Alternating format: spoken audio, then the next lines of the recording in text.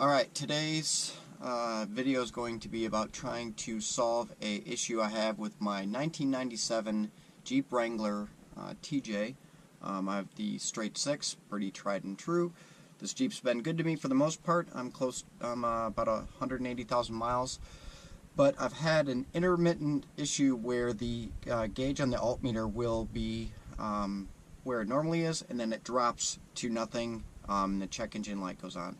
I've gone to the local parts store to try to get them, or to have them run diagnostics on it, but it seems like, well, when I had them looking at it, the gauge was reading 14 or so volts or whatever, so the problem wasn't acting up. I suspect it's the alternator.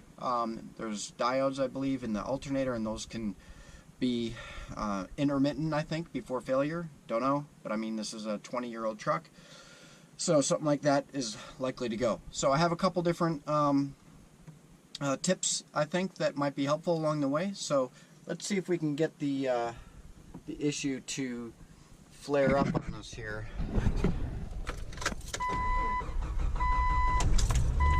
So the voltage, as you can see, is not reading correct. That is reading low. It should not be. Well, this truck's been sitting for a while, and there we go. So check gauges, light goes on, and it dropped to 0. So that normally doesn't repeat itself that often. So that's the issue. So I'm going to replace the alternator, and here we go. So it's a nice March day here in Wisconsin. Luckily, I have a second vehicle, so I've been able to drive something else day to day. But it's a windy day, so I apologize for that in the mic. Anyway, I'll start by removing this cold air intake. This was something that was on here when I bought it. I didn't put that on, but removing that will allow me to get down to the alternator right here. Before I get into that, though, I will remove the battery terminal. That'll give me a good chance to clean this all up. I always thought this is stupid how close this is, but I think it's important to keep that on there so you don't ground out on the chassis. And then from there, I will remove the serpentine belt. So that kind of comes to one of the first tips. So I replaced this belt recently, in just the past 6 months, I think, last fall. So the belt I won't be replacing, otherwise it'd be a good opportunity to do that. But the old belt, while it was in bad shape, it was still intact. I tucked it away right here. I thought that's a good spot to keep it, in case someone pops one on the road. Obviously a worn belt's better than a broken belt, so that's kind of a hidden away spot that I thought was a good place to keep it. The second, most vehicles have a serpentine belt diagram somewhere. If this has one, I don't know where it is. So I got my Sharpie out, got all artistic, put that right there. Anybody who's replaced a serpentine belt knows that it all looks perfect and makes perfect sense when you have it on there, but the minute you take the belt off, you realize there's about 15 ways it can go back on. So that'll make life a little bit easier here when I go to put that all back together. So here we go. Start spinning some wrenches, take this thing apart. I'm going to try to have one trip to the parts store, so I'm going to try to take this thing out and bring it in for the core right off the jump and go from there. So here we go. Here we are, a couple minutes later. Cold air intake removed. Like I said, battery disconnected, belt off. Couple bolts, and the alternator was loose. And then there's a couple fasteners for the wiring harness.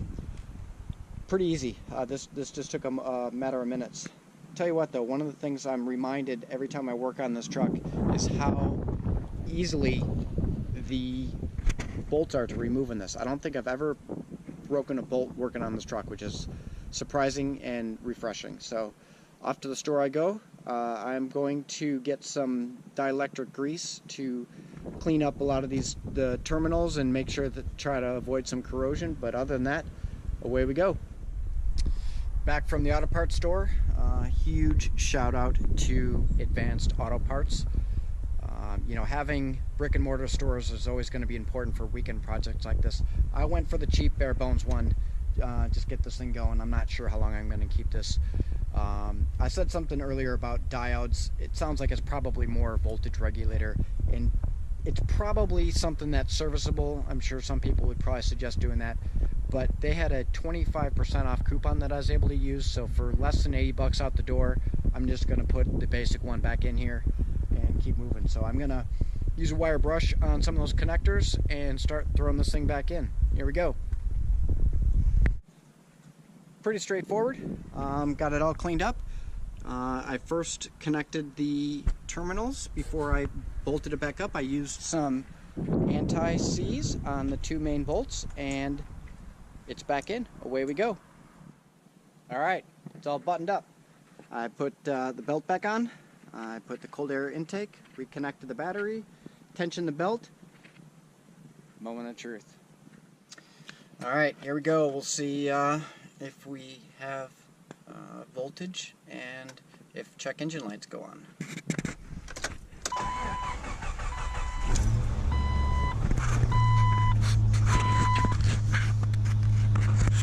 We are making voltage, and there is no check engine light going on. I'm going to call that a win. Obviously I have to drive it for a while, make sure it's reliable, but the truth is, this truck's never left me stranded. I've stranded myself in it once. Either way, pretty easy job. Honestly, I spent more time driving to the store, which is not that far away, than I did actually working on it. So hopefully that gives a little bit of insight for anyone looking to change their alternator in their TJ Jeep Wrangler. Peace. Well, went out and took her on a little bit of a test drive. Decided it'd be a good idea to go put some fresh gas in it, because I haven't driven this thing for most of the winter, and also maybe just go through the car wash and knock off some of the salt. Unfortunately, I was caught speeding. First time I've gotten a speeding ticket in a long time. So overall, good day. Unfortunately, ended up on a little bit of a sour note, but the job is still done. So far, so good.